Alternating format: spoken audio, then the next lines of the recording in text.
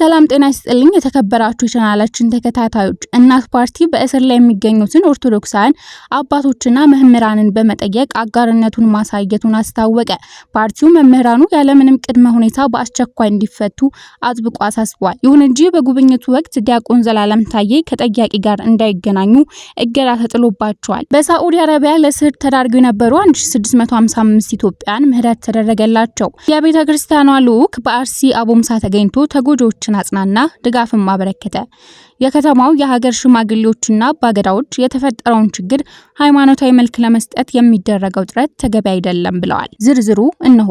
እናት ፓርቲ በእስር ላይ የሚገኙትን ኦርቶዶክሳውያን አባቶችና መምህራንን በመጠየቅ አጋርነቱን ማሳየቱን አስታወቀ።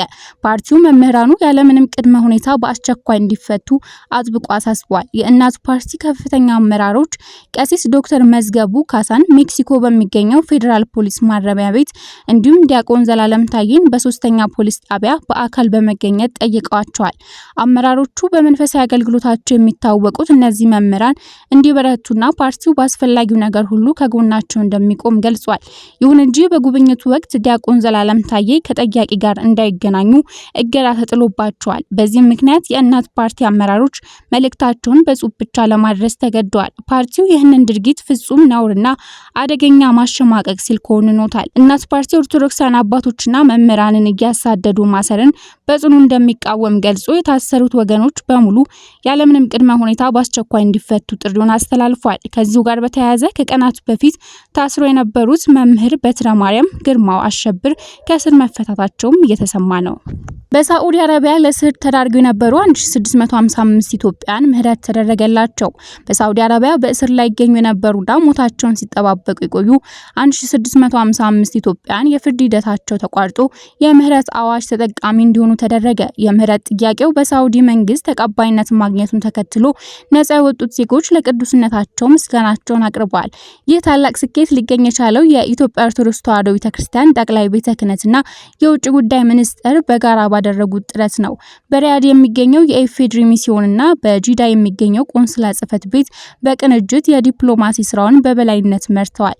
የምህረት አዋጁ ተጠቃሚ የሆኑት 1655 ዜጎች በፈተናቸው ወቅት ላልተለያቸው ለብፁዕ ወቅዱስ አቡነ ማትያስ ያላቸውን ጥልቅ ምስጋና ገልጸዋል። የቤተ ክርስቲያኗ ልዑክ በአርሲ አቦምሳ ተገኝቶ ተጎጂዎችን አጽናና ድጋፍም አበረከተ። ጳጳሳት መጥተዋል ይባላል። አቦምሳ መጥተው ነበር፣ ተቀብለናቸው ነበር። ከተማ ላይ ነው ወይስ ወደ ገጠሩ ሄደዋል? መጥተው ነበር። ያው የኛም የዚህ የመድኃኒዓለም ደውል ብሪስታርን ለመቀበል ሞክረን ነበር። እነሱ ቸኮል ብለዋል። ከዛ ሲመጡ እላው ላይ ወታደር ይዘዋል። አንድ መትረየስና አራት ሳይፈር ነው ያዙት። ከዛው ታጅበው አለፉ። እኛን አልፎ ሄዱ መድኃኒዓለም ደብርን፣ ይሄን ከተማውን ማለት ነው። እሺ ከዛ ሲሄዱ ትንሽ እንደቆዩ መንገድ ተዘግቷል የሚል ሰማ። ወደ ላይ ወደ ዲቾ አካባቢ፣ ዲቾ ማለት 15 ደቂቃ ነው ከከተማው የሚያስኬደው። ወዴት ለመሄድ ወደ አሰኮ ወረዳ ሊሄድ ወደ አሰኮ ወረዳ። እሺ ወደ አሰኮ ወረዳ ሲሄዱ መንገድ ተዘግቷል ተባለ። ዲቾ ምንድነው? ዲቾ ነው ምንድነው? ቦታው ምንድነው? ዲቾ ይባላል።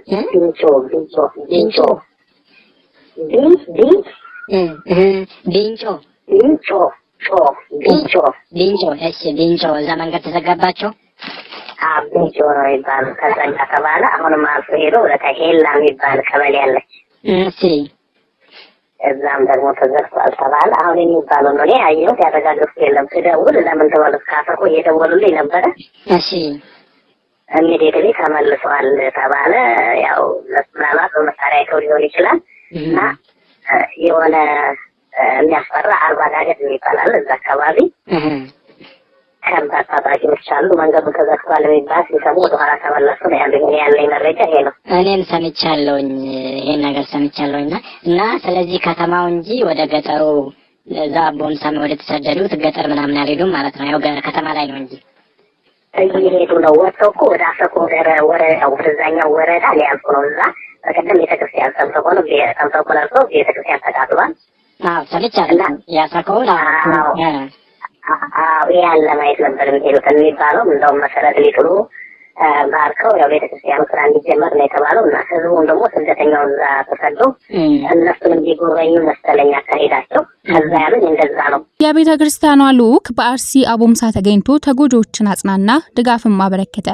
የከተማው የሀገር ሽማግሌዎችና አባገዳዎች የተፈጠረውን ችግር ሃይማኖታዊ መልክ ለመስጠት የሚደረገው ጥረት ተገቢ አይደለም ብለዋል። የኢትዮጵያ ኦርቶዶክስ ተዋሕዶ ቤተክርስቲያን ቋሚ ሲኖዶስ ባሳለፈው ውሳኔ መሰረት በብፁዕ ጠቅላይ ስራ አስኪያጁና በብፁዕ የቅዱስ ሲኖዶስ ዋና ጸሐፊው የተመራ ከፍተኛ ልዑክ በአርሲ ዞን አቦምሳ ወረዳ በመገኘት በደረሰው ችግር የተጎዱ ምዕመናንን አጽናንቷል፣ ጊዜያዊ እርዳታም አበርክቷል።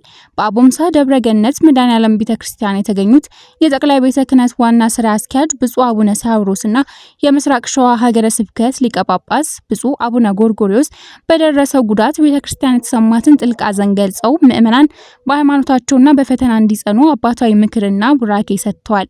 ብፁዕ ጠቅላይ ስራ አስኪያጁ አያይዘውም የተከሰተውን ችግር ከመሰረቱ ለመፍታትና የተቃጠለውን ቤተክርስቲያን መልሶ ለመስራት የሚያስችል አብይ ኮሚቴ በጠቅላይ ቤተ ክህነት ተሰይሞ ወደ ስራ መግባቱን አብስረዋል።